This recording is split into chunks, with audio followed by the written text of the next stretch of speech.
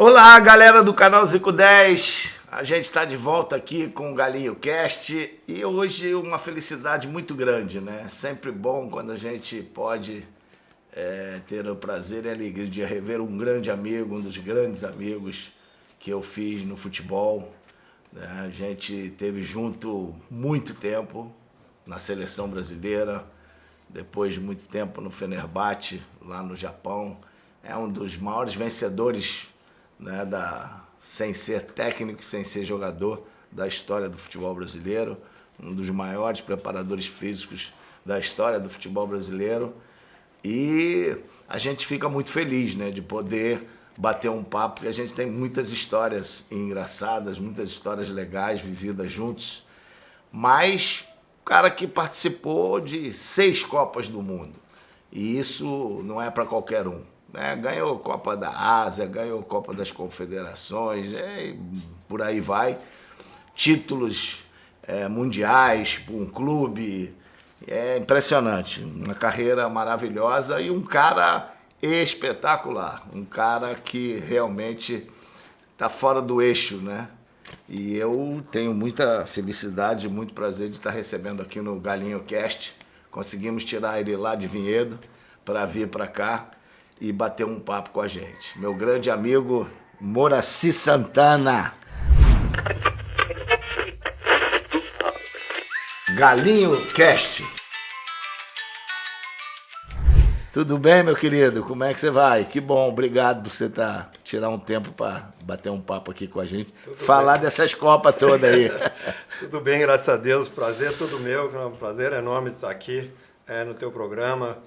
A gente que conviveu tanto tempo aí no futebol, tanto você como jogador, depois como técnico, foi um prazer meu enorme. Quase chorei aqui quando você começou a elogiar, menos, um pouquinho menos. Chorei, lógico, de alegria, né? Mas é um prazer enorme estar aqui para participar do teu programa. E aí, vamos aqui, a gente resolveu fazer esse trabalho, né? A gente vai ter Copa do Mundo agora e reviver um pouco de muitas Copas, né, do mundo. O pessoal que tem experiência, poucos têm a bagagem que você tem de vivenciar o que é a Copa do Mundo. Coisas alegres, coisa triste, né?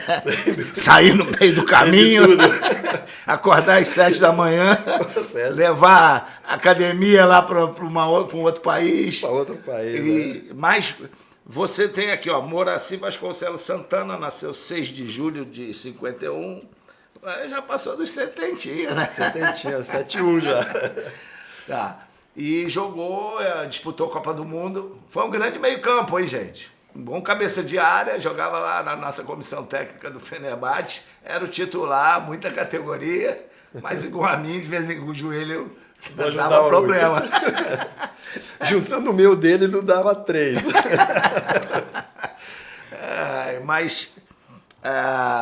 Moura, como é que foi tua chegada aí? Não, que a primeira Copa do Mundo tua foi em 82, né? Como é que foi tua chegada na seleção brasileira antes da Copa? Se foi já categoria de base ou foi já direto no profissional, como titular ou como assistente? Como é que foi tua chegada? Eu conheci o Tele Santana em 1979 no Palmeiras. Eu já estava no Palmeiras quando o Tele chegou.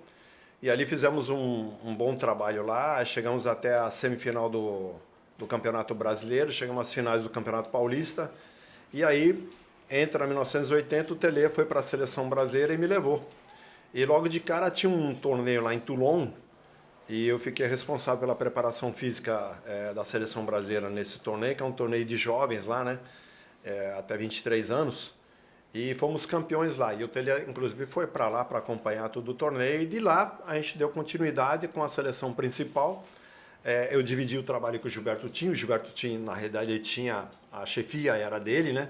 Mas a gente dividiu o trabalho. Gilberto Tim, que estava no Internacional, né? Inter de Porto Alegre. Estava no Inter de Porto Alegre. O Tele chamou o Gilberto Tim. Eu trabalhava com ele no Palmeiras. Ele vai para a seleção em 80 e aí eu fui junto com o Tele para a seleção. E a partir de 80, aí fomos até a Copa de 82. Vamos junto, né? Fomos junto. Para aquilo tudo. Para aquilo tudo lá. Para a Espanha, Portugal primeiro, depois Espanha. Eliminatória primeiro, né? Eliminatória foi eliminatória que, diferentemente do que é hoje, né, eram grupos de tinha 2 grupos de 3 e um grupo de 4, né? E o nosso grupo de 3, a gente passou Era nessa eliminatória. Venezuela, Venezuela e Bolívia, né? Bolívia, né? Venezuela e Pegamos Bolívia. aquele campo bom lá de Venezuela, né? Venezuela, véspera do jogo, cheio de caco de vidro, catando caco de vidro, os caras jogaram maré com pedra e caco de vidro. O Zico olhou pra trave assim pra treinar lá, pô, um lado da trave era mais baixo que o outro. Os caras da FIFA chegaram lá, tiveram que arrumar a trave. O campo Era horrível. muito amador, né? Pra falar a verdade, o futebol nem era profissional na Venezuela, né? E ainda expulsaram 2 nossos, né?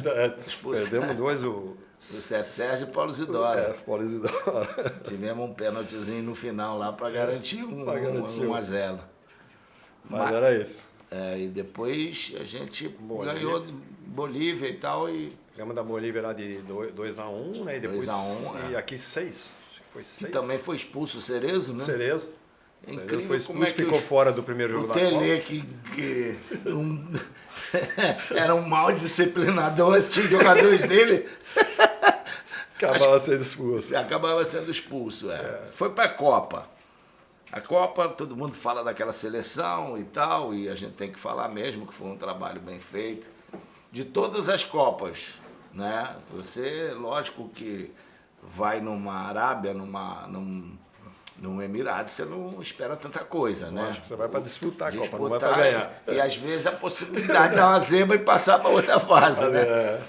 Mas aquela que você disputou foi talvez assim a Copa que mais te deu tristeza, porque inclusive a véspera do jogo, se não me engano, era o teu aniversário, né? Véspera do meu aniversário. Do seu, Véspera do meu aniversário, 5 de julho. Realmente assim, foi uma Copa, primeira Copa nossa, né? Aquela expectativa toda. E não só a expectativa de você disputar uma Copa, mas disputar uma Copa e ganhar, né? Porque a nossa seleção, pô, era maravilhosa, ela vai jogando por música, né? E assim, o grupo também, né, Zico? Pô, que uma família praticamente que se formou ali, o banco, todo mundo torcendo a favor, né? Não tinha esse negócio de a inveja do cara do banco querer ser titular, qualquer coisa, a não ser um lá que destoou um pouquinho. Nosso amigo Batista que destoou um pouquinho lá no grupo. Mas tudo bem, faz parte. Mas, pô, aquela seleção merecia ter ganho a Copa, sem dúvida. A gente lembra que quando a gente chegou lá no Masbador, lá no hotel lá em Barcelona, que o Giolite Coutinho chegou com um pacote na época, fax, né? Não tinha e-mail, essas coisas. Fax. Acabou a bobina do hotel de tanto fax que chegou lá. Mais de 1000 fax lá, do mundo inteiro, elogiando a seleção brasileira. Muita gente falou assim, eu não preciso continuar assistindo mais, porque a minha seleção favorita já caiu, mas o mundo inteiro mandou fax lá. E para minha tristeza, né, além de ter caído fora da Copa, véspera do meu aniversário, imagina o aniversário que eu passei, né? No dia seguinte, né? Realmente foi... Preparando para viajar de volta. Preparando para voltar. Infelizmente, né? Mas foi uma primeira grande experiência para você, né? Como profissional. Sem dúvida, sem dúvida. Pô, olha, eu chego à seleção em 1980... Eu comecei como primeiro preparador físico do Palmeiras em 77. 3 anos depois eu estava na seleção brasileira principal. Mais 2 anos eu estou numa Copa do Mundo. Quer dizer, eu me formei em 75, com 7 anos de formado, cara, eu já estava trabalhando no Palmeiras, numa seleção, chegando numa Copa do Mundo. Imagina a felicidade, né? A alegria de estar participando de um sonho de qualquer profissional, né? Tanto como um atleta, como também de um profissional de comissão técnica, né? Então, assim, a felicidade é muito grande, né? E aquela coisa, aquela expectativa, aquele entusiasmo de estar participando de uma primeira Copa, né? Que pra gente é tudo novidade. E para quem nunca foi, não imagina o que é você estar numa Copa do Mundo, né? O plano da preparação física para aquela Copa do Mundo tinha alguma coisa de especial ou não? Hoje totalmente diferente e menos tempo, que você já pegou até com menos tempo em 2006. Sim, né? Sem dúvida. Mas... É assim, eu sentei com o Gilberto Tim, né? Naquela época a gente não tinha essa coisa da fisiologia ainda tão aplicada, fazer as avaliações, né? A tecnologia que hoje tem, para você fazer as avaliações. Então, algumas coisas que nós fizemos, Ali foi propriamente uma coisa mais até empírica, né? Para que a gente tivesse ideia de cada atleta. O Gilberto Tini tinha muito aquele negócio de trabalhar força, né? Que ele usava muito Força trabalho e de força. né? Tinha que E botar o pé aqui na cabeça, né? Alongamento era comigo. O alongamento era comigo. O alongamento, eu comecei a fazer alongamento, trazer esse trabalho de alongamento, que é um trabalho de um americano chamado Bob Anderson, em 1978, final de 1978 no Palmeiras. Aí em 79 nós passamos o ano inteiro já fazendo esse trabalho. Tivemos apenas 2 problemas musculares durante a temporada inteira. Em 1980 eu trago para a seleção e era a única seleção que alongava naquela época. Nenhuma outra seleção fazia. Isso na Copa de 82. Já na Copa de 86 já apareceram várias seleções começando a fazer o trabalho.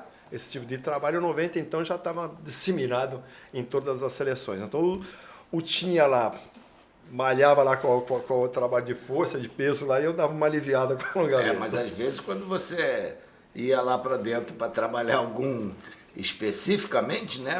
Ali pegava um jogador e ia para lá, você não sabia o que era alongamento do Tim, né?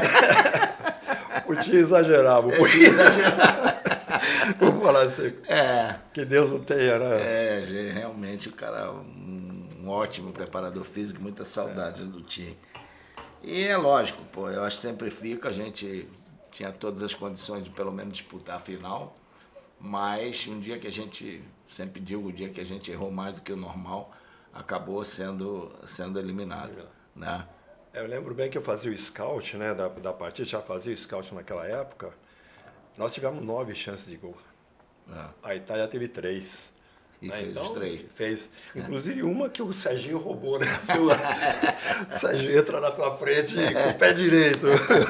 Se fosse com o esquerdo, eu falei, pô, se fosse com o esquerdo, tudo bem. Mas com o teu direito, não, né? Bom, depois vem uma eliminatória aí meio conturbada, né? Porque em 82 mudou toda a comissão, né?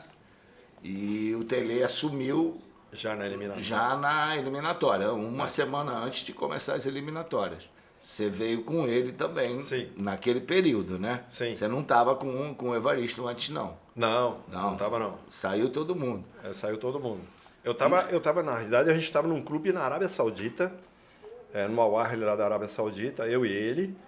E aí o Julito convida o Tele, a gente estava de férias aqui, e a gente começou a fazer o trabalho para a eliminatória, porque a eliminatória era um mês, né, que você disputava a eliminatória. Foi. E foi justamente no período que a gente estava de férias aqui no Brasil. Eu também, eu tinha voltado de férias, tinha tido os problemas, né?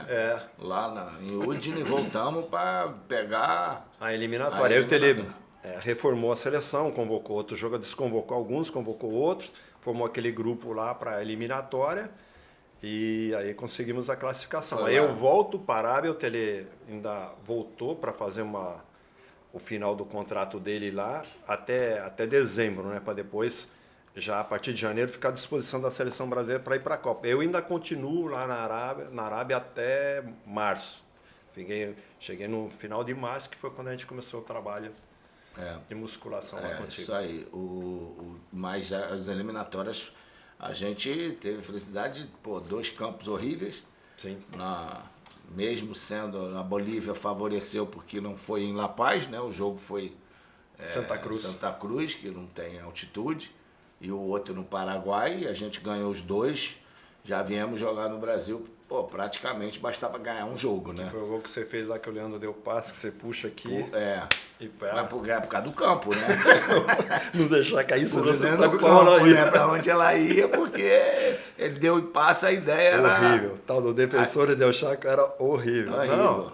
E eles lá no campo jogando lá... E vocês atrás lá, conta essa história aí que você aí num canto lá, onde a comissão técnica ficava atrás de um escanteio, cara, longe do campo. Aí tinha uma tela em cima de nós assim, o cara me joga um plástico lá, um saco plástico, cheio de urina, meu. Bateu na tela, que assim, lavou todo mundo de urina. E eu tava anotando lá com o papel, molhei o papel, fazia o scout lá no papel, desci, fui no vestiário, no escanteio, que assistindo o jogo assim, ó, pra fazer o scout do jogo no nível do campo, lá no escanteio assim, porque não dava pra ficar lá. Até que o nocaute Pô, jogou álcool no cara, éter, será que ele tava com a bisnaga lá, o cara botou a cara pra jogar de novo, ele espirrou na cara do cara lá, aí o cara sumiu. Mas, pô, tiveram que levar Aí foi no dia que... capa, não sei o que mais, levaram lá pra proteger, porque os caras começaram a jogar um monte de coisa na Não gente. sei né? se você lembra quando a gente foi no ônibus que quebraram os vidros do ônibus todo, antes da gente chegar, né? Acho que foram 8 ou 9 vidros do ônibus quebrado lá na hora que chegou. Isso era eliminatória na época. Eliminatória da época. Libertadores também, Libertadores também, que era uma parecida. Parecida. E foi... Aí nós ganhamos aqui e tal, Copa do Mundo 86. Mas eu acho que aquilo que o Tele pensava, você devia conversar mais, quando você apresenta em março, a gente ficou lá muito tempo na toca, né? E lógico que fizemos alguns amistosos e tal. Eu com aquele problema no joelho, sabendo que tinha operar, que você contasse aí como é que foi a preparação.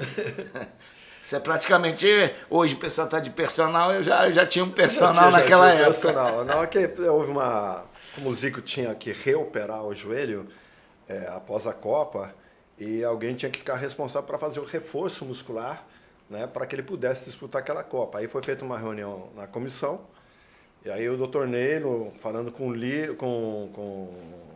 o Gilberto Tim, falou assim, pô, Moraci, dá para você fazer esse trabalho, você se dedicar, porque ele precisa fazer um reforço lá, e esse reforço tem que ser diário, para ele poder disputar a Copa. Você falou, não, tudo bem. Eu tinha acabado de chegar da Arábia, né, me apresentei direto lá na Toca da Raposa. Não, tudo bem, vou fazer, faço aí todos os trabalhos específicos, né, eu fiquei incumbido de fazer. Aí começamos essa epopeia aí, todo dia fazendo trabalho de manhã e de tarde para ele poder reforçar essa musculatura e poder participar da Copa, a ponto de a gente sabendo que no local que a gente ia ficar lá em Guadalajara, na universidade, lá não tinha aparelhagem, eu desmontei toda a aparelhagem que tinha na Toca da Raposa, embarcamos lá para o México, montei tudo lá, era uma varanda, né, em frente a uma piscina lá, e aí todo dia, 7 horas da manhã, no quarto batendo, vamos tomar um café que vamos para a sala, porque às 10 horas, 10 e meia da manhã, a gente saía para o treino. Pro treino, né? E aí o Zico ficava, até o dia que o Gilberto Tim chegou nervoso lá, que você tava com a corda lá, com o cabo de aço lá preso no pé, que você tava fazendo a ponta do pé. Sei. Ele chega, me puxa o negócio, o pé do Zico subiu. Ele tava no negócio que ele discutiu com o telhado lá no campo lá, viu o negócio, pô, esse cara pensa que é o quê? E puxa o negócio, o pé do Zico, pô, larga aí. Eu paguei pato. Quase que você tem um estiramento ali, o nervosismo do time. E a gente dava sempre, que foi uma epopeia mesmo, porque eu tinha que acordar todo dia às 6 horas da manhã, né? 6 e pouco, e eu com o Júnior no quarto, o Júnior ficava dormindo e eu ali na ponta do pé. E ele depois ele disse que ele acordava, ficava assim meio com o olho. E eu saindo, que não queria Você tinha que esperar no café chegar banana, tu banana. O cara nunca tinha banana lá, tinha que trazer a banana comer para depois a gente ir para a sala de musculação. Foi sofrido aquela, viu? Foi sofrido. Eu sempre digo que eu não respeitei meu coração de aceitar. Pedia para não ir, mas o lado profissional falou mais alto e realmente o problema é que a gente está acostumado a jogar sempre de início e você ficar no banco para entrar depois era uma diferença grande, né? Mas o Tele achava isso, que eu tinha que entrar depois, quando o adversário estivesse cansado, porque eu não estava com a preparação física adequada e tal. Então, esse fato dele não ter reunido confiança e é até compreensível de eu não poder começar o jogo, porque o Neylor queria que eu começasse, você queria que eu começasse. Nós éramos favoráveis. Favoráveis, e até o próprio Tim. E aí ele não, porque a gente tinha um problema, você entrando de início, se tem um problema, você sai, é uma substituição. Agora, se você entra depois e sente o problema no joelho... Era uma substituição... Era mais, né? Era mais. Eu podia, às vezes, até correr o risco de ficar com 10, porque eu entrava faltando sempre 20 minutos. 20 minutos, então, isso daí. Mas tudo bem, não deu e tal. Eu acho que o valeu foi o, Inclusive foi o ficou trabalho. você como dúvida, Cerezo e o Dirceu. O Dirceu, Que exatamente. naquele último treino que o Tele fez para definir quem é que ia ficar, você passou bem pelo treino, o Cerezo vai tentar fazer um cruzamento lá, não teve condições de fazer, puxou para a perna direita, ele tinha um estiramento na perna esquerda. E era forte o dele, ficou muito tempo sem jogar. E o Dirceu que acusou um problema no joelho, aí que chorou pra caramba quando foi cortado lá. E a gente não sabia direito, porque parecia que ele não tinha nada no joelho, na realidade.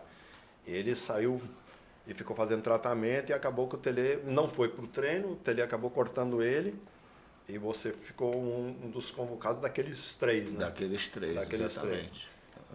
Mas foi isso que aconteceu lá. Porque naquela época você fazia a inscrição com 8 dias antes de começar a Copa, né? A inscrição final. Isso. Você tinha uma lista de 40 e aí definiu os 22 com 8 dias antes. Hoje você faz praticamente na véspera, né? A lista final? A lista final, é. Não, um mês. Mas hoje tem, 23, né? Agora vai 26, agora né? 26. Na próxima, dizer, nessa então, Copa agora com 26. Aí Tele, acabou a era Tele na Copa e tal, vocês vão lá para a Arábia, para Emirados, né? Aí fui com o Parreira. Assim que terminou a Copa, o Parreira tinha assumido, já estava 2 anos na seleção dos Emirados, terminou a Copa, eu chego do México em casa, tinha lá o telefonema lá para entrar em contato com ele e tal, nem sabia que ele estava nos Emirados. Aí ele falou assim, pô, mano, você terminou aí, pô, tô aqui nos Emirados, quer vir com a gente aqui para cá? Aí eu fiquei nem uma semana em casa, já embarquei para a seleção dos Emirados com o Parreira. Foi logo depois da Copa de 86.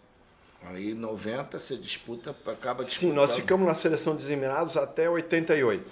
Eu acho que não foi a primeira vez que a Emirados foi para uma Copa do Mundo? Sim, né? Mas aí a história, o Parreira ficou 4 anos, eu fiquei os últimos 2 com ele. Fomos até a semifinal da Copa da Ásia, lá que você chegou a disputar, não, dos Jogos Asiáticos. É meio que uma Olimpíada. E aí em 88 o Parreira não queria ficar mais lá, porque já tinha 4 anos, não sei o que mais e tal, e apareceu uma proposta para a gente ir para a seleção da Arábia Saudita. Até um negócio de filme isso daí, esse contrato aí, cara.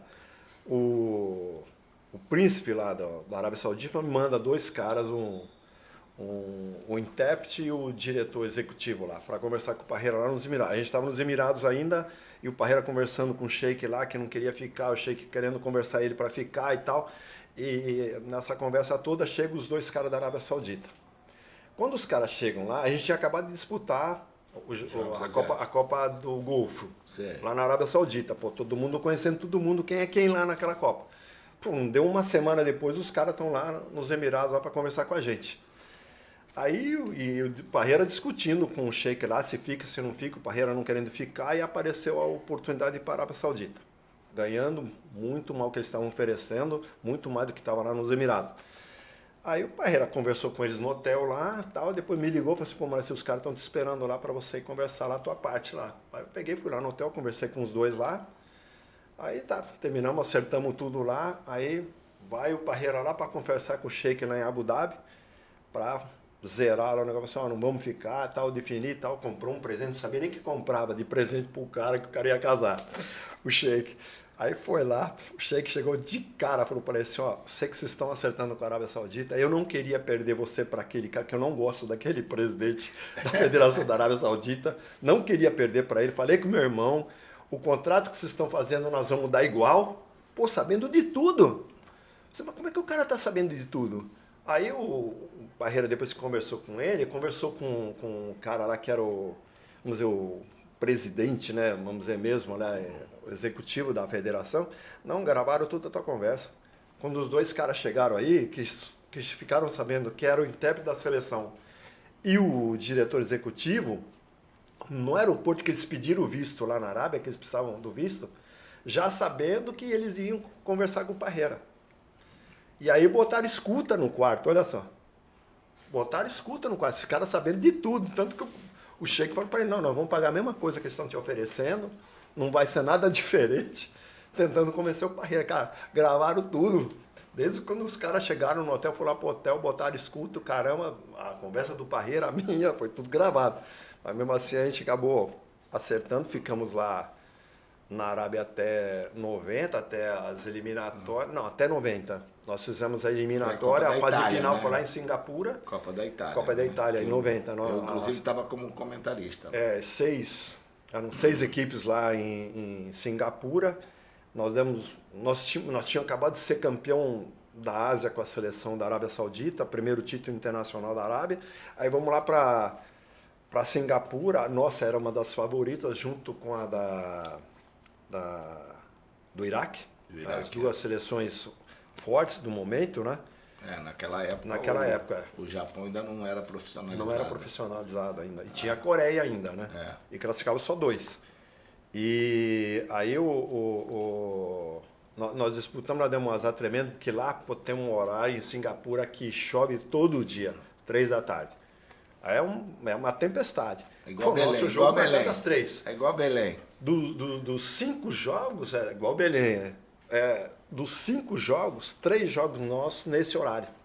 E foi justamente com os times que a gente tinha que ganhar, que eram os Emirados, o Catar, né? Isso em 90. E a China. Mas você não está no Emirados? Então, não. A gente estava com a seleção da Arábia na eliminatória. Tá. Quem que estava com a seleção dos Emirados era o Zagallo. O Parreira indicou o Zagallo para o nosso lugar. O Zagallo assume a seleção dos Emirados em 88. Foi isso que deu a confusão depois que o Parreira foi para Isso, a seleção. Aí eu vou chegar. Aí a gente disputa a eliminatória lá, o Emirados jogando às 7 horas, com o campo beleza, e a gente jogando às 3 da tarde. Tanto que o jogo com os Emirados, que foi às 3, empatou 0-0, a bola não andava. Os caras fizeram de tudo, adiaram, passaram o jogo a 1 hora mais tarde para secar o gramado lá. Eu nunca vi aquilo, entrou um rolo de espuma dessa altura assim, ó, para tentar secar o gramado, os caras com uns rodos enormes puxando a água para lateral. Fizemos 3 jogos assim, os 3 jogos que a gente não ganhou. Perdemos um da China, empatamos com os Emirados e empatamos com o Catar. E os 2 jogos que a gente tinha que ganhar era justamente com o Emirados contra o Catar, para fazer a diferença. E aí o Zagallo empatou 3, ganhou 1 e perdeu 1 e conseguiu classificar.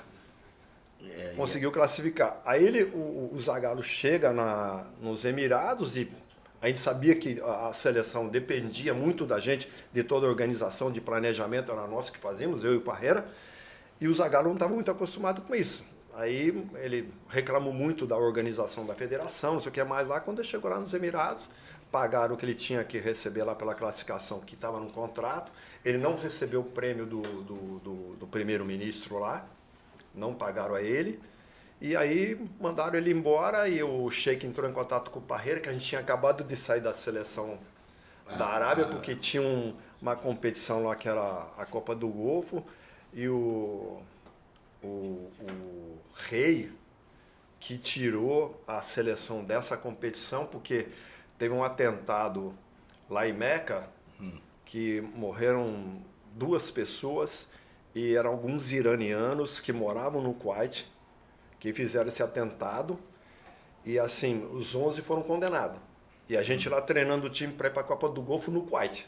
Nossa, mas Aí o rei mandou cancelar tudo, porque estavam dizendo lá que qualquer saudita fora da Arábia Saudita eles iam matar. Então, até o nosso ônibus começou a ser revistado todo dia, até que cancelaram os treinamentos, cancelaram a competição, e aí nós saímos da seleção. Que tranquilidade para se trabalhar. Beleza. Bom, beleza. E aí estamos aqui no Brasil, tá? E o Sheik liga pro Parreira e fala assim, você que montou essa seleção, a gente quer que você leve para a Copa. Nada mais do que merecido. Aí a gente assume a seleção por 3 meses, né, de março até junho, para disputar a Copa do Mundo. A gente sabia que era uma mera participação, né? Caímos na chave de Colômbia com Valderrama e companhia, a Alemanha que foi a campeã, e a Iugoslávia, que não tinha sido dividida ainda, que chegou à semifinal. Então esse era o nosso grupo. Iugoslávia, Alemanha, Argentina e Itália, não é? Eu acho. Os 4, Os que 4, chegaram né? à semifinal. E Iugoslávia e Alemanha era a nossa chave, né? Então a gente sabia que era uma mera participação. E assim, foi a primeira e única vez que o Emirados esteve numa Copa do Mundo, e a gente que acabou indo, sendo que o Zagallo que classificou, mas o Zagallo acabou não indo. Então essa foi a Copa de 90. Toda, né? Aí ficamos ali todas essas turbulências vieram para depois vocês levantarem a taça em 94, né?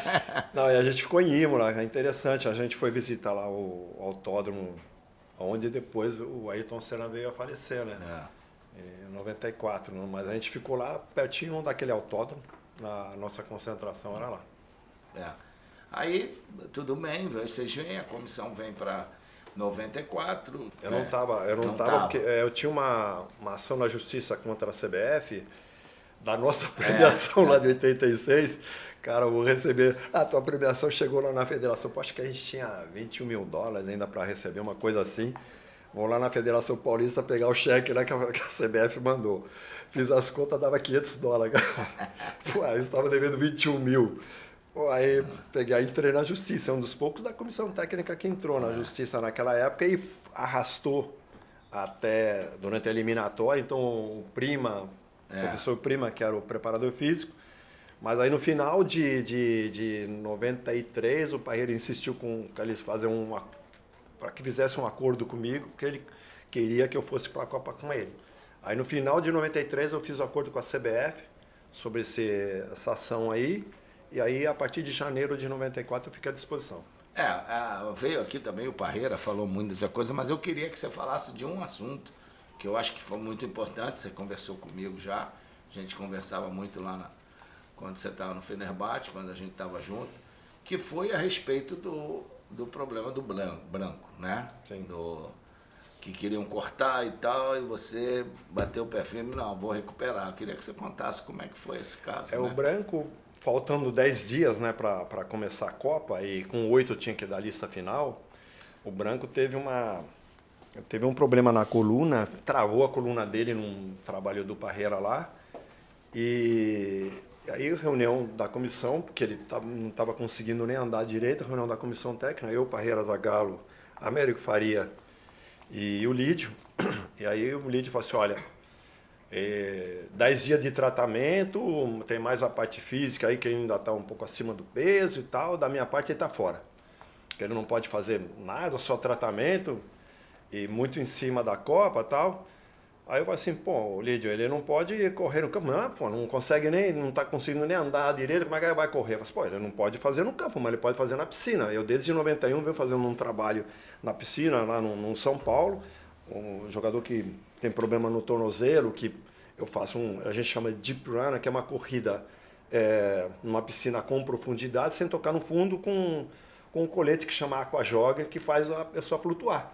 Então, no caso dele, inclusive, que é na coluna, esse colete, além de proteger a coluna dele, as pernas e o braço estão livres para ele fazer o trabalho. E dá para fazer esse trabalho durante esses 10 dias. Ele não vai perder treinamento, muito pelo contrário, ainda vou conseguir condicioná-lo na piscina e não impede ele continuar o tratamento. Como a gente treina ao meio-dia, ele tem todas as condições de fazer isso de manhã e de tarde.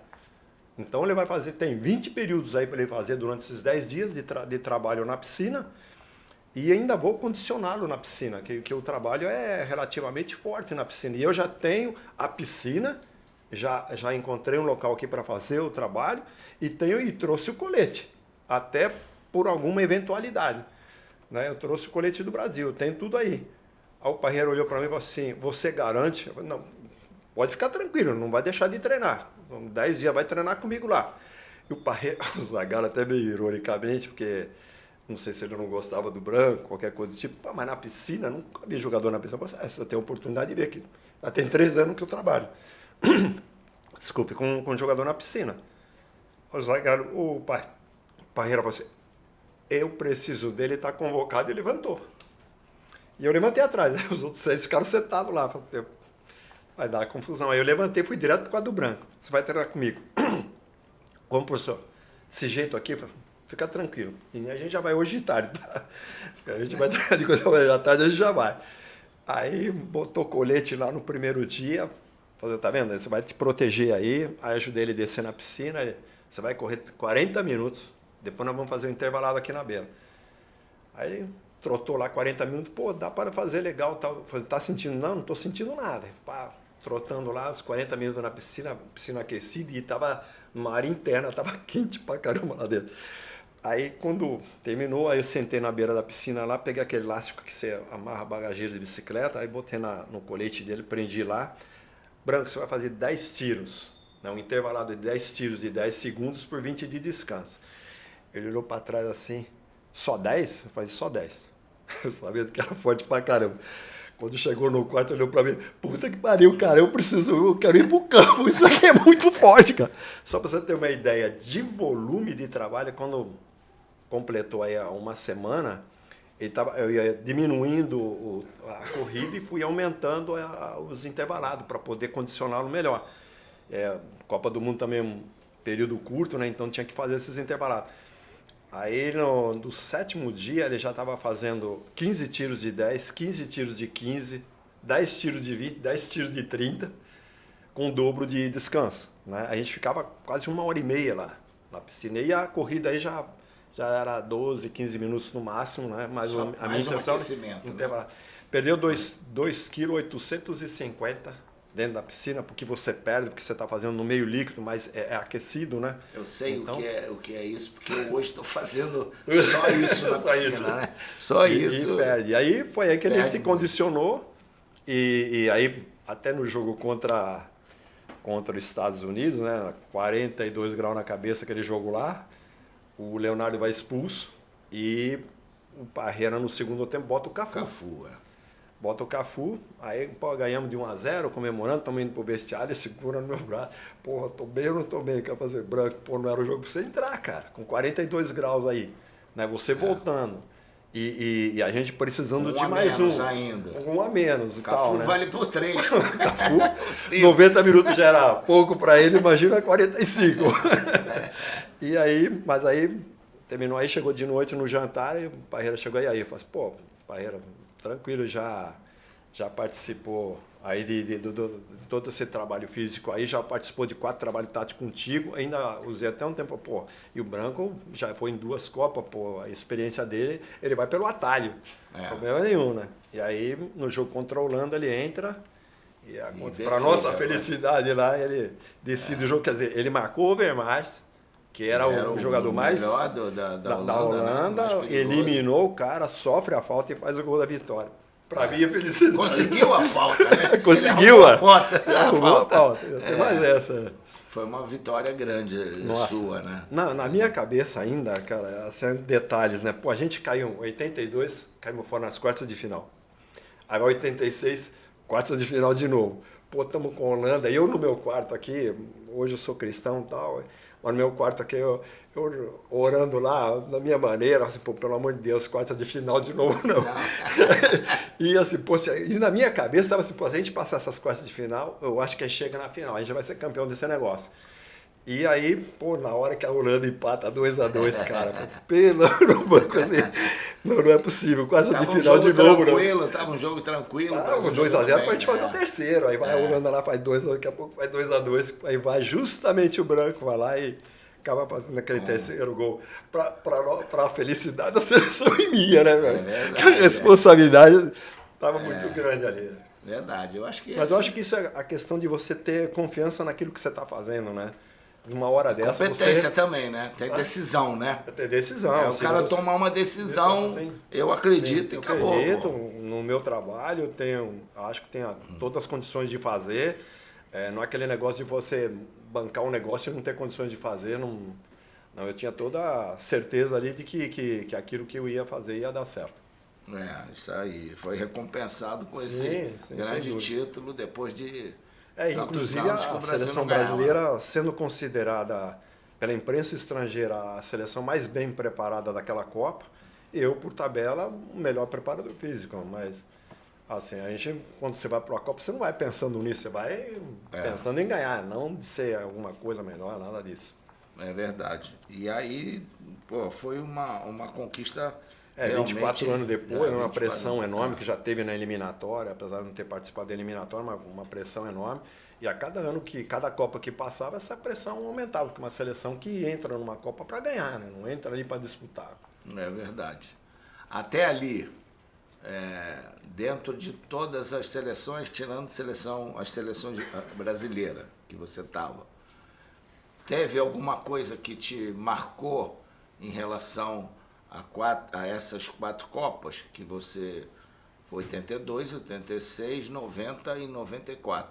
De alguma seleção que, pô, te impressionou, assim, pô, os caras fazem um trabalho diferenciado, é uma coisa inovadora e tal. Teve alguma? Como foi, por exemplo, a Holanda de 74?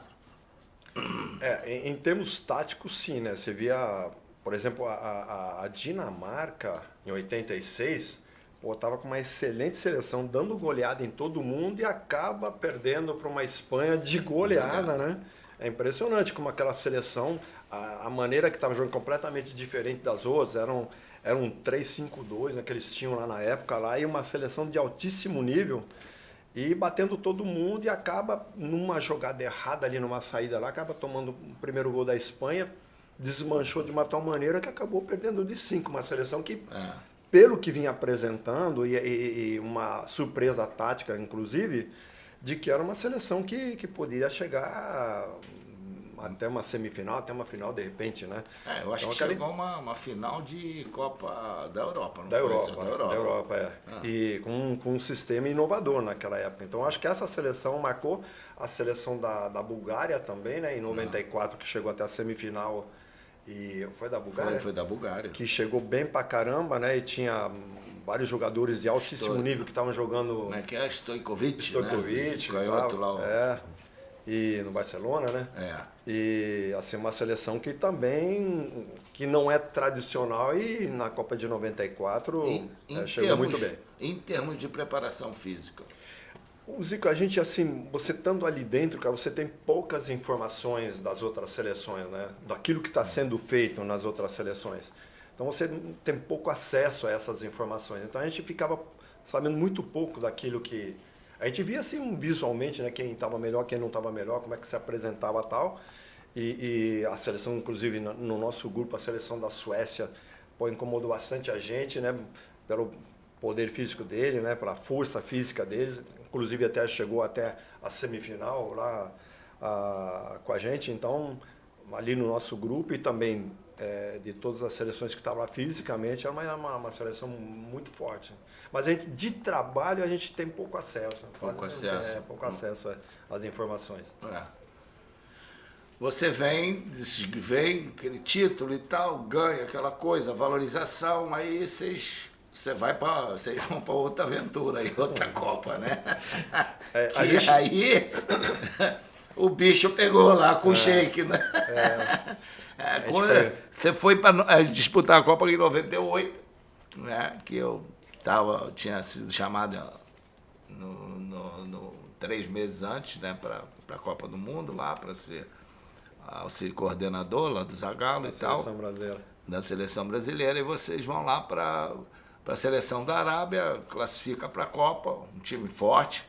Era um time forte, time da Arábia. Eu vi alguns jogos. E aí deu no que deu, né?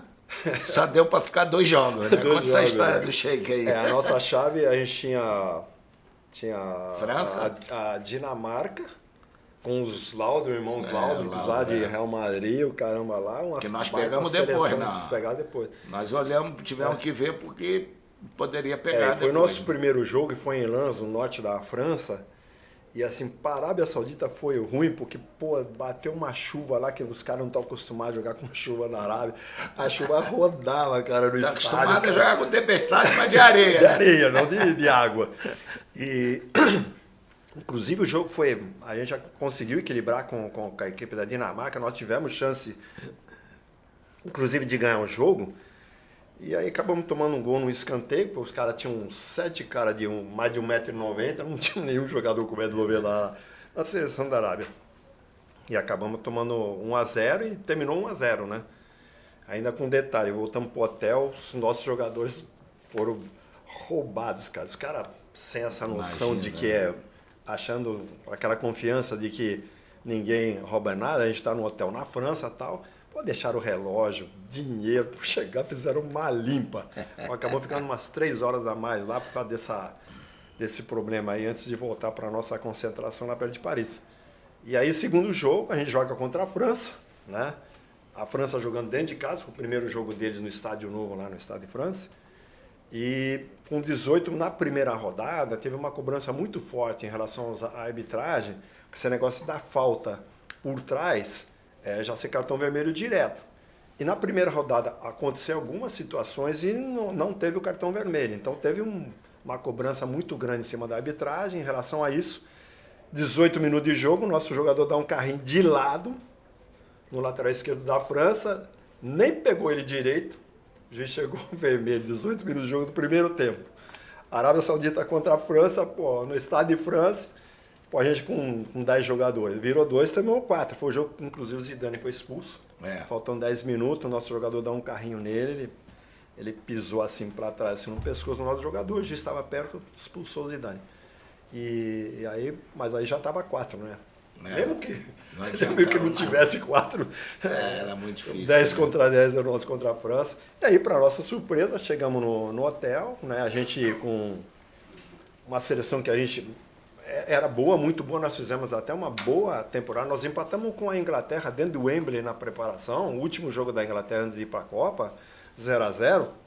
E a última oportunidade de gol foi nossa, do Sami, né? Que era o atacante.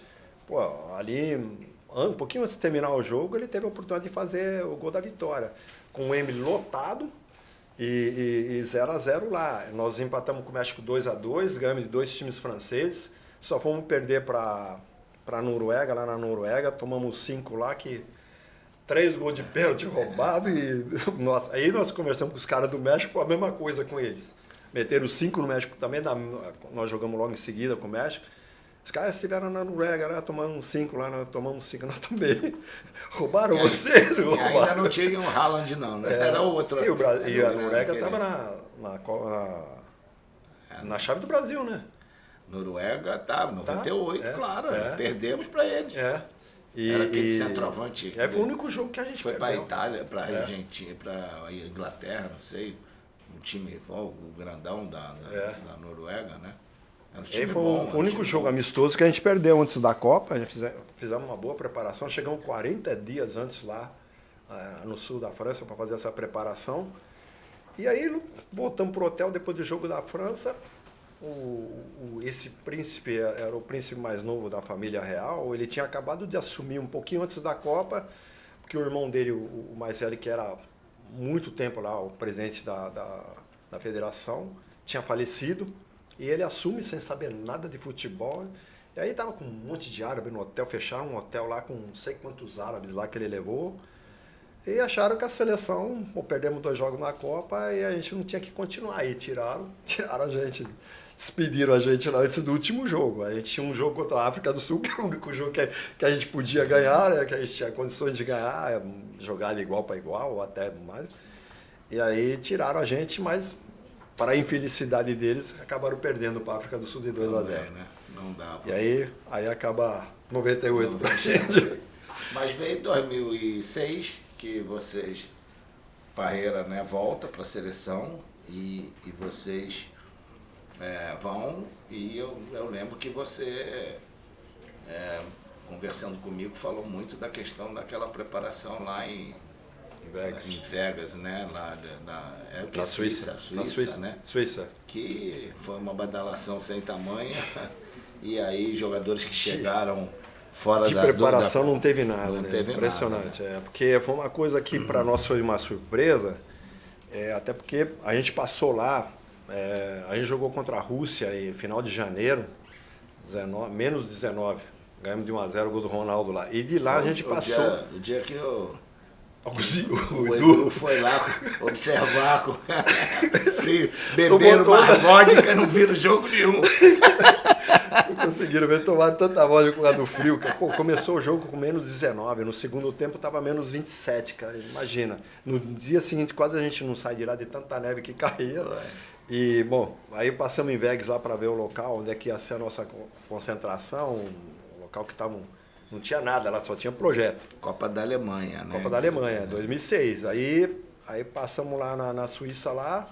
Eu volto lá 40 dias antes da nossa apresentação lá na Suíça ainda tinha 40 centímetros de neve, você não viu o campo. Eu fui lá para tirar foto de como estava. Tirei foto, cheio de neve. Entendeu? Aí o cara falou, não, mas fica tranquilo, ó, daqui 40 dias não vai ter nada, já vai estar no terceiro corte, o que mais isso aí tá germinando. Eu falei, tá bom, você tá falando aí, vou tirar foto e mandar para a CBF. Aconteceu isso comigo na França, da Copa, que eu fui com o Américo lá para ver o local que a gente ia ficar e... Tava cheio de neve. Não era nada daquilo que ia ter depois. E aí a gente fez o primeiro treino, 5.000 pessoas lá na areninha lá que eles fizeram lá. No dia seguinte, de manhã, meu trabalho era todo na sala de musculação que eles montaram lá, uma sala até ficou muito boa. E aí chega o Américo Faria para mim e falou assim, ó, você tem que levar o pessoal pro campo. Eu disse, pô, Américo, tá, eu conversei com os jogadores aqui, vou fazer o trabalho aqui, a gente vai dar uma alongadinha, vamos voltar pro hotel. Não, você tem que levar, pô, mas por que eu tenho que levar pro campo? Aí ele me puxou de lá, tem 5.000 pessoas que pagaram ingresso que estão lá, tem que ver a seleção lá no campo. Pô, Américo, não tem nada programado no campo, cara. Pô, é pago isso daí, os ingressos aí, é pago? Não, é pago. Tá bom. Peguei, desci com os jogadores, lá tinha um corredor lá com o tapume lá, desci, botei os caras trotando lá no campo lá. Me engana que eu gosto. 10 minutos, 15 minutos trotando, daqui a pouco já começa o Roberto Carlos. Ô, prof, eu vou ficar aqui correndo até que hora? Não, pô, peraí mais um pouquinho, aí enganei mais um pouquinho, trouxe os caras do meio de campo, começaram a alongar bem devagar, os caras lá, comendo tempo, né, enganando lá, não tinha nada programado naquilo. Um dia que uma menina pulou lá, e invadiu lá, pulou em cima do Ronaldinho Gaúcho lá, foi esse dia aí. Aí, bom, terminou, fizemos aquilo, ficamos meia hora lá, os caras pagaram para ver isso daí, os caras trotaram para alongamento. Aí voltamos pro hotel, chegando no almoço, o pai já tá sabendo que o negócio aí, pô, tá sendo pago o ingresso lá, e chamou a minha América, que história é essa? Isso tá no contrato. Pô, mas todo treinamento vai ser isso aí? 5.000 torcedores de manhã, 5.000 torcedores de tarde, e ingresso pago? Vai ser, não, treinamento tático eu quero fazer fora. O América, impossível, porque está tudo no contrato lá, tem uma multa enorme lá, que tem que ser todos os treinamentos aí. Aí tivemos que engolir aquilo, que não foi nada proveitoso, se treinar lá 18 dias, né? Sendo que teve 2 amistosos aí no meio. Naquela bagunça que foi uma bagunça, aquele oba-oba tremendo lá, de manhã e de tarde. Tinha 150 barraquinhas lá na avenida para chegar até lá, que também era da organização. Tinha até caipirinha, tinha guaraná, coisas brasileiras lá, para o pessoal chegar mais cedo lá, ter alguma coisa para comer, tá, para depois ir para o estado para assistir o treino. E aquela bagunça tremenda que foi lá 18 dias, que de proveitoso não teve nada. Nós vamos ter essa última semana só, que a gente foi para Frankfurt, que aí sim, só tinha imprensa, como é o normal, para a gente fazer o treinamento, mas de concentração ali não teve nada, só prejudicou. Fora que, quando nós nos apresentamos lá, nós fizemos a avaliação, e nós tínhamos pelo menos 8 jogadores muito abaixo do nível, alguns até acima do peso. Bem acima, né? Bem acima. Não precisa dar nome. Assim, na realidade, se não tivesse a inscrição ali com um mês antes, era coisa para se cortar o jogador, né? Mas como já estava inscrito, não tinha como. Uma coisa que também, Ronaldinho vindo como o melhor jogador do mundo, muita gente achando que ele ia decidir. Que ele ia resolver. O próprio Ronaldo tudo. falou pro Parreira, a gente ia conversando ali, falou, pô, que o Ronaldinho tá ganhando, tá jogando, nós vamos ganhar essa Copa fácil. O Parreira ainda virou para ele e falou assim, a gente não depende de um jogador só, a gente não pode depender de um jogador só para ganhar uma Copa. Nós vamos depender de todo mundo. Ele tá jogando pra caramba, o melhor jogador do mundo, tudo, mas não podemos, pô, na Copa das Confederações no ano anterior, arrebentou ele e o Adriano, né? Que a gente foi campeão na Copa das Confederações lá na Alemanha. Aqueles 4-1 na Argentina lá. Não fala do seu jogo. Não. Mas foi bom, porque eu sabia que era difícil depois vencer Brasil, vencer Alemanha e vencer a Argentina para ser campeão. Mas era uma afirmação. Aquele jogo acho que até atrapalhou pro jogo contra o Brasil em 2006, porque os caras entraram achando que, pô, nós fizemos bem lá, vamos... Vai ser igual. E nós fizemos um gol, mas, pô, nosso goleiro era o melhor em campo. E nada do Brasil fazer gol e tal, acabamos tomando um gol no último minuto do primeiro tempo.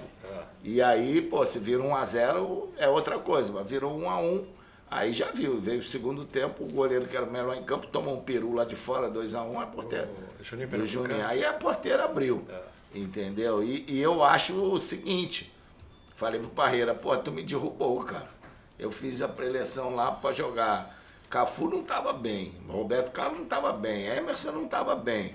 Os dois na frente ali, o time do Brasil estava muito lento, muito lento.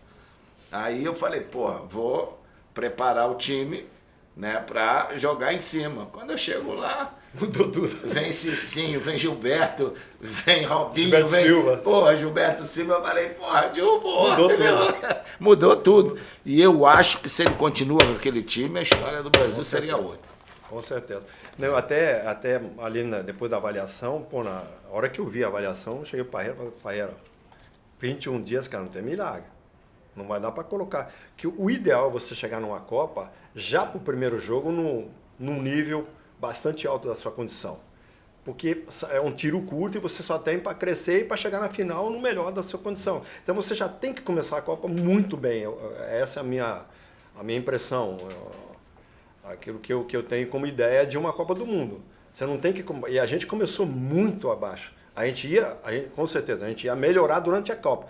Para chegar, talvez, na final, no melhor do condicionamento. Quando você já tinha que estar no início. Né?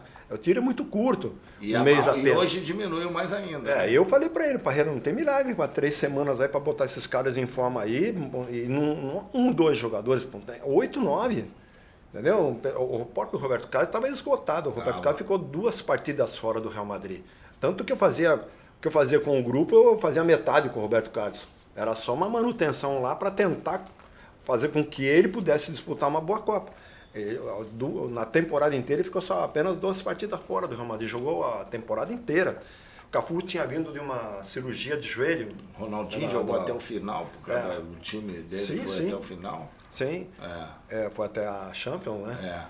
É. E assim, pô, não tinha como fazer melhor. A gente, se fosse até a final, com certeza a gente ia chegar na final numa boa condição. Mas nós passamos sufoco contra a Gana. Nós oitavos. Primeiro tempo, 20 minutos de jogo era para estar 3-0 para a Gana se não fosse o Dida. O Dida, entendeu? Aí durante o jogo, aí depois foi um jogo, a gente fez 1-0, foi um jogador expulso. Ele voltou com o time, com os mais velhos que estavam esgotados.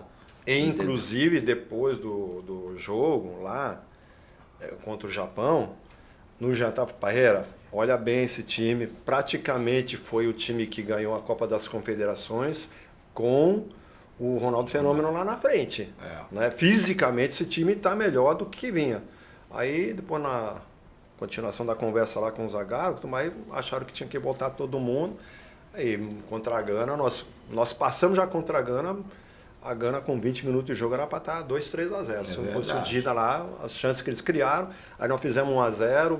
Eles tinham um esquema meio suicida, né? Que o cara levava o time lá em cima do meio do campo lá, qualquer bola nas costas. Foi o que aconteceu. 2 gols foram assim. E a gente até treinou isso, né? E acabamos fazendo os 2 gols assim, e ainda o segundo depois que eles ficaram com 10, né? Porque a gente ganhou 2-0. Aí chegou na França, o jogo estava relativamente equilibrado. Jogo igual. Equilibrado. E ali estava assim, quem fizesse um gol ganharia aquele jogo. E infelizmente fomos nós que tomamos o primeiro. É verdade.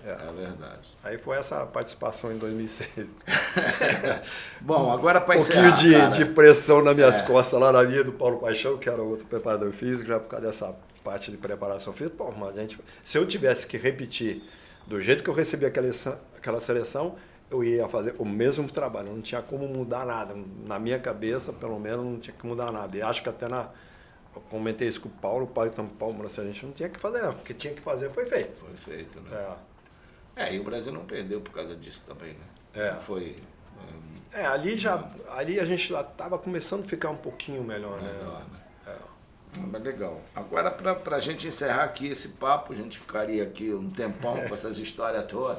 Queria que você falasse da agora, a tua expectativa para agora lá, que o Brasil vai jogar no Catar, você conhece bem aquilo lá, temperatura é outra, porque é no final do ano, uma experiência diferente em Copa do Mundo, né? Com o grupo do Brasil, que é Sérvia, Suíça e Camarões, quer dizer, eu acho que o Brasil passa bem, mas como é que você vê a seleção brasileira hoje, a tua expectativa para... eu acho assim, é uma Copa atípica, né, pelo período que vai ser disputado aí, novembro e dezembro, por ser no Catar, né, não dá para jogar no verão lá. Esse período não é tão quente no Catar, novembro a gente esteve lá com a seleção do Iraque, sabe bem, não é tão quente, então esse não vai ser um problema. Assim, acho que fisicamente vai ser uma das Copas mais bem disputadas, porque vai estar todo mundo no meio da temporada, principalmente as equipes europeias, a maioria dos países também vão estar nesse meio de temporada. Então, fisicamente as seleções vão estar muito bem, acredito. Né? Então tem esse lado que normalmente a Copa do Mundo, quando é em junho, julho, é final de temporada, alguns jogadores já esgotados, aí tal, não vai ser o caso dessa Copa.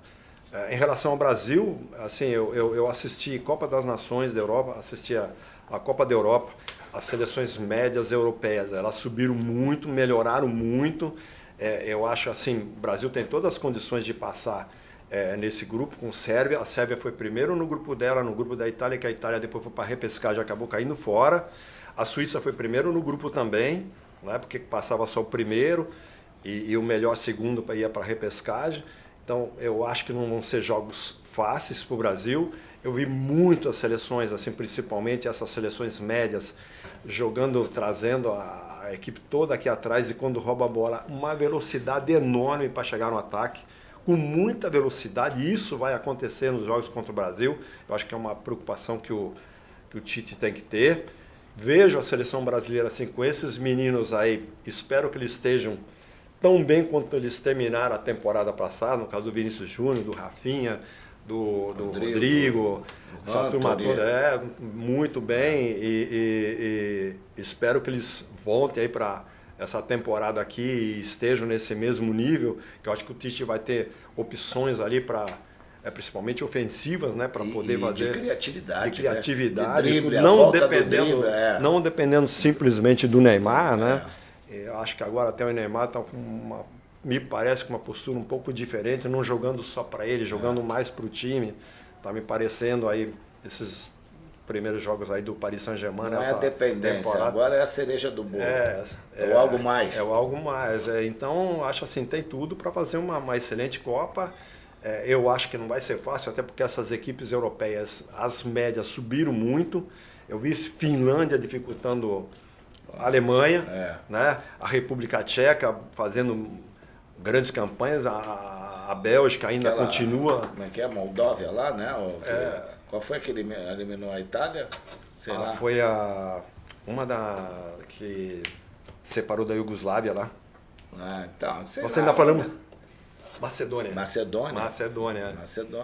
Que eliminou a Itália. Então, assim, não vai ser fácil, eu vejo por esse aspecto. E assim, fisicamente, falando da minha parte, eu acho que vai ser uma Copa muito bem disputada, pelo período aí que todas as equipes vão estar praticamente aí, sem ser o Japão, que a temporada é diferente da... mas os jogadores estão igual ao Brasil, estão jogando todo na Europa. Estão jogando tudo na Europa, né? Vão estar em tudo em meio de temporada. Vai estar no mesmo nível. Vai estar no mesmo nível. Então, assim, acho que vai ser muito bem disputada nesse sentido aí. E ali no Catar eu não vejo problema da temperatura que o pessoal tem falado aí, acho que não vai ser problema não, porque esse período não é tão quente no Catar, tá entrando o inverno aí, então não vai... Beleza, Moura, que bom, foi um prazer grande estar com você aqui, muito obrigado. Prazer foi todo meu, Cast, se sente honrado e pronto aí pra gente, agora tem que dar força no livro, né? O Moraci acaba de lançar um livro muito importante da atual conjuntura do futebol, né? A falta de campos de pelada, a falta de locais para se jogar bola no meio da rua e tal. E eles estão lançando um livro do futsal. A importância do futsal, me deram a honra de escrever um pouco do prefácio, eu saí de lá também. Então, eu esqueci de pegar o livro para trazer aqui, mas você fala aí alguma coisa a respeito desse livro, como é que foi? O curso, o livro nasceu do curso de gestão gestão em clubes de futebol da CBF Academy, e ali você tem que fazer um projeto desde o início do curso, foram 8 módulos, quase 9 meses aí de curso. E a gente tinha que formar um grupo e fazer um projeto, chama projeto aplicativo, que é tipo de um TCC final, né, do curso, né? A cada módulo você faz um trabalho, mas tinha... Tá chegando o livro aí. E a gente tinha que fazer um trabalho, e o nosso trabalho foi o futsal no guarda-chuva do departamento de base, né? Essa integração do futsal, porque nós entendemos assim que nós temos tantos atletas brasileiros aí, né, de altíssimo nível, chegaram à seleção brasileira, tudo como o caso do Zico, do próprio Rivelino, que saíram, a gente fala, filhos do futsal. Ronaldo Fenômeno, Ronaldinho Gaúcho, aí Robinho, Neymar, Romário, Juninho Pernambucano, Kaká. A lista é muito grande e ainda continua saindo, né? Tem alguns clubes hoje que já estão fazendo. Hoje mais. E assim, o futsal hoje tem tudo a ver com aquilo que acontece com o futebol. O futebol está menos espaço, mais compactado, tudo, e o futsal já traz isso, né? Já faz com que o atleta pense rápido, aquele negócio do pensar rápido, você estar com a bola sempre no pé, tanto no pé direito como no pé esquerdo, essa habilidade, essa técnica adquirindo ali, e com uma grande vantagem que você já começa a observar esse menino com 7 anos, na Federação Paulista de Futsal, tem sub-7, sub-8, sub-9, sub-10, sub-11, 13, 15, 17 e 20. Rio também. Aqui no Rio, no Brasil, acho que praticamente inteiro. Aí, assim, você já começa a observar esse menino com 7 anos de idade. Né? Já começa a fazer, com o tempo, essa transição para o futebol. Né? Aí lá com 13, 14, 15, por aí, você pode já estar migrando para o futebol. O Alex, por exemplo, jogou até os 17. O Roger Flores também jogou futsal até 17, depois que foi para o futebol de campo. Então é uma vantagem muito grande aí que o futsal já traz, né, com todas essas situações que você vive no futebol brasileiro hoje, que até os treinamentos hoje já são campos reduzidos, a maioria dos treinamentos tudo campo reduzido, que vai bater muito com o futsal. Como você hoje nas grandes cidades você já não tem mais espaço para ter as peladas e você jogava na rua, aquelas brincadeiras também. Então acabou esses campinhos, né? Então o que está sobrando? Futsal, está sobrando futebol society, né? Algumas coisas assim que acabam ajudando aquele que quer seguir a carreira como jogador de futebol. Então, o nosso livro fala muito disso, ele fala de gestão, né? Para gestores, para coordenadores, para técnicos, preparadores físicos, né? E é um livro sobre gestão, em que nós damos aí 7 modelos, tem 7 modelos aí de gestão, desde aquele clube que já tem o futsal, né, mas não tem a integração, até aquele clube que não tem o futsal, não tem a quadra, mas que pode se associar a uma escolinha de futsal e tirar proveito dessa observação. Tá aqui, ó, o segredo do futebol brasileiro, futsal e futebol de base. Autores: Moraci Santana, Rodrigo Neves, Henrique Fernandes, Márcio de Souza e Vinícius Alberto. Então, onde é que pode adquirir esse livro? Tem no Mercado Livre, tem na Amazon, também tem na Livraria Nobel, então, e na editora D3, né, no site da editora D3, que você pode adquirir. Mas está no Mercado Livre, está na Amazon e também na Livraria Nobel. Tá aqui, prefácio do Zico, tá? Uma moralzinha. Prefácio especial. Que eu aproveito aqui para agradecer, né, a tua gentileza de dedicar aí um tempinho seu para escrever o prefácio, que para nós foi uma importância muito grande e um prazer muito grande de você estar aí. A gente fica muito grato, a gente estava até conversando com o grupo, da tua gentileza, da tua maneira de ser e de nos ajudar aí na divulgação desse livro. É isso aí, Moura. Muito obrigado, fez muito gol assim, dessa maneira, rapidinho ali, igual no futsal. É isso aí, gente. Quanta história, não é fácil, tantas Copas do Mundo, tantas conquistas e um cara nota 1000. E a gente fica feliz de estar aqui conseguindo esse 54 papo. títulos. Aí, só isso, né? Tá bom. Então, já sabe, moçada, Moraci Santana, vai lá para você ver na Wikipédia ou coisas assim que você vai se assustar. E eu vi de perto, conquistamos um junto, levantamos a taça junto, que é melhor ainda lá na Turquia. Ele já tinha levantado uma antes com o Parreira. E aí a gente estreitou cada vez mais nossa amizade, principalmente fora do campo, lá nesse trabalho. Tomamos muito vinho junto. Não é chegado muito a chopp, não. Meio society é demais. Mas é um cara fantástico, muito legal. Então é isso. Já sabe, a gente procurando sempre trazer gente que tem história para contar, gente vencedora, que possa passar coisas boas. Tudo de bom, já sabe, avise para a galera toda, compartilhe lá, ative o sininho, dá o like, essas coisas todas que a galera aí do YouTube faz e o Galinho Cast faz também. O velhinho aqui, de vez em quando, dá aquelas, bota você na cara do gol. Ok? Um grande abraço e até a próxima.